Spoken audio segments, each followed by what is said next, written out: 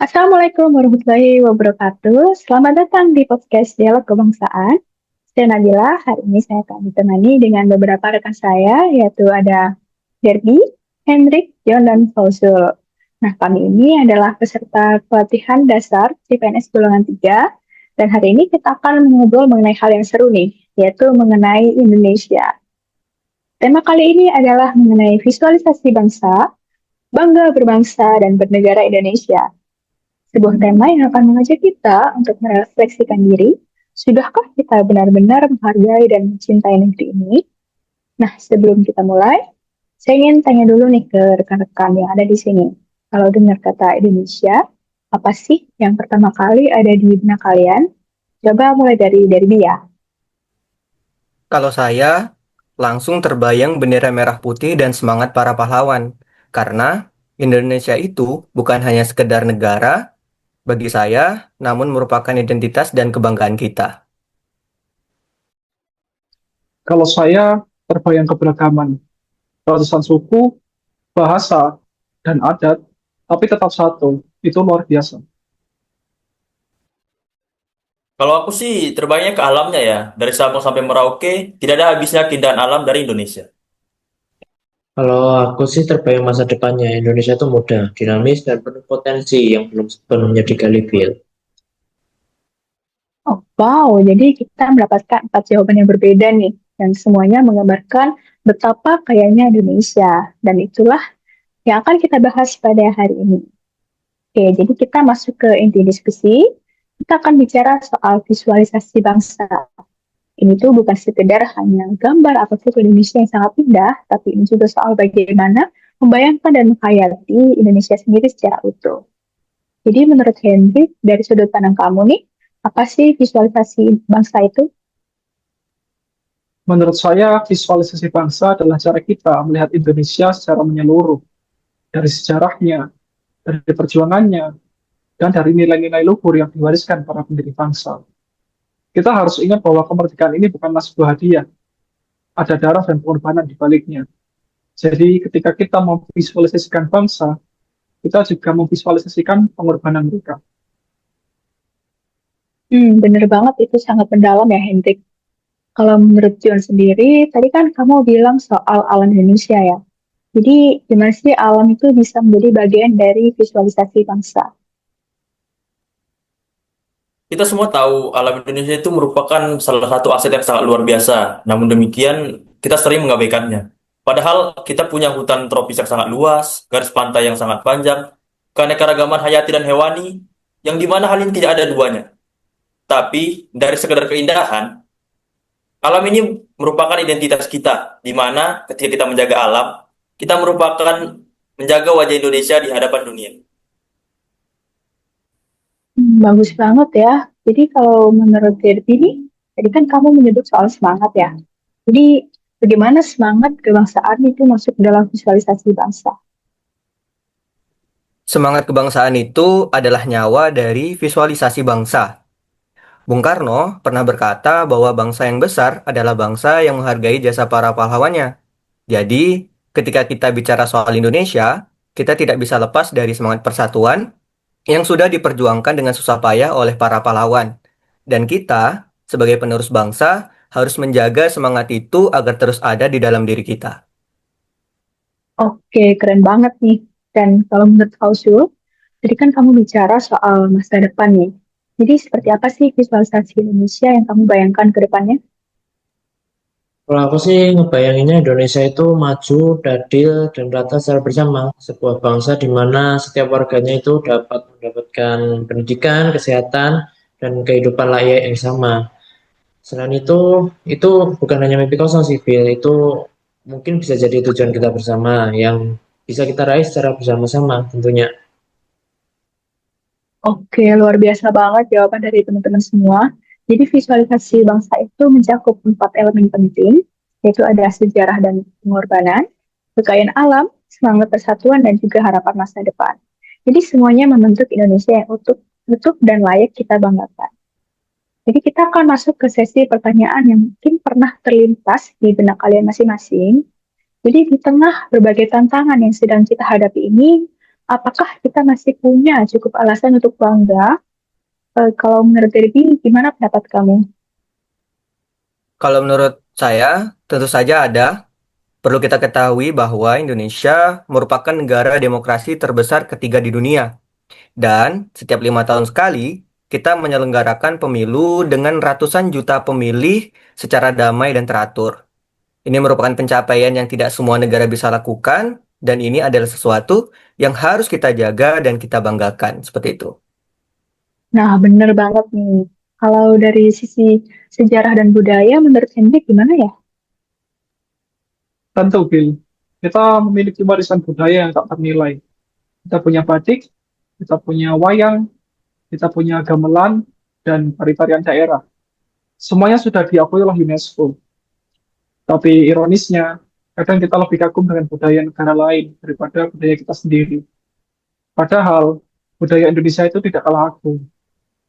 Saya rasa sudah seharusnya kita bangga memakai batik, bangga belajar tarian daerah, dan bangga dengan identitas kita. Iya, itu poin yang penting banget sih, Hendrik. Kalau dari sisi ekonomi tuh menurut Jun gimana sih? Kalau menurut saya, dari segi ekonomi, Indonesia itu merupakan anggota dari G20, di mana G20 ini merupakan kelompok dari 20 ekonomi terbesar di dunia. Kita, Indonesia, merupakan kekuatan ekonomi yang diperhitungkan di tingkat global. Di tengah-tengah negara berkembang, Indonesia merupakan salah satu negara yang paling disegani. Untuk itu, hal ini bukan merupakan hal kecil, melainkan hal yang patut kita syukuri, sekaligus menjadi motivasi untuk terus maju. Wah, bangga banget ya dengarnya. Nah, kalau dari Fauzu ada yang mau ditambahkan nggak? Kalau saya sih bicara soal ketahanan ya, Bill. Bangsa kita ini udah banyak melewati mungkin misalnya penjajahan di ratusan tahun, krisis ekonomi di tahun 98, banyak sekali bencana alam yang mungkin kita udah lewatin ratusan bahkan ribuan. Bahkan yang terakhir itu pandemi global. Tapi Indonesia, coba kita lihat, Indonesia tidak pernah roboh. Itu bukan karena kebetulan saja, itu cerminan dari karakter bangsa yang kuat dan juga pantang menyerah, Bill. Oke, setuju sih sama pendapatnya Fauzul ya. Bangga itu bukan berarti menutup mata dari kekurangan yang ada, tapi juga merupakan kita memiliki kecintaan yang cukup besar untuk mau memperjuangkan Indonesia agar menjadi lebih baik. Nah, jadi itulah semangat yang harus kita bawa kemanapun kita pergi. Kita di sini semua adalah calon aparatur sipil negara, dan salah satu nilai inti yang harus kita pegang adalah bela negara. Tapi, bela negara itu seperti apa sih dalam konteks kita sebagai ASN? Nah, Fauzul, kamu kan paling sering nih bicara soal masa depan. Menurut kamu gimana sih? Ini Bel, jadi bela negara itu sebenarnya konsepnya sangat luas ya, dan kita itu sangat relevan bagi ASN.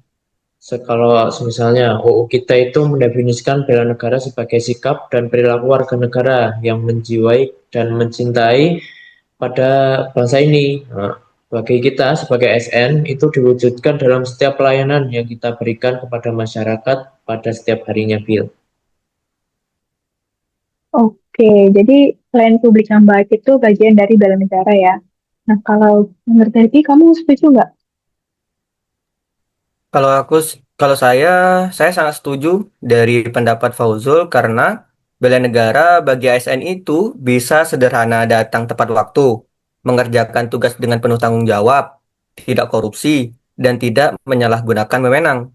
Hal-hal tersebut merupakan bentuk dari bela negara yang nyata bagi kita sih, generasi penerus bangsa, karena negara yang kita bangun yang kuat dibangun dari integritas dari orang-orang di dalamnya seperti itu. Oke, keren banget tuh. Kalau dari perspektif pelayanan masyarakat, menurut Hendrik ada tambahan nggak? Ketika berbicara tentang bela negara, kita sebagai ASN harus memberikan pelayanan publik yang baik dan profesional agar kepercayaan masyarakat semakin tinggi. Karena kepercayaan masyarakat yang tinggi itu merupakan salah satu fondasi negara yang kuat dan solid. Dan itu adalah salah satu bentuk bela negara yang sangat nyata dan berdampak langsung bagi bangsa dan negara.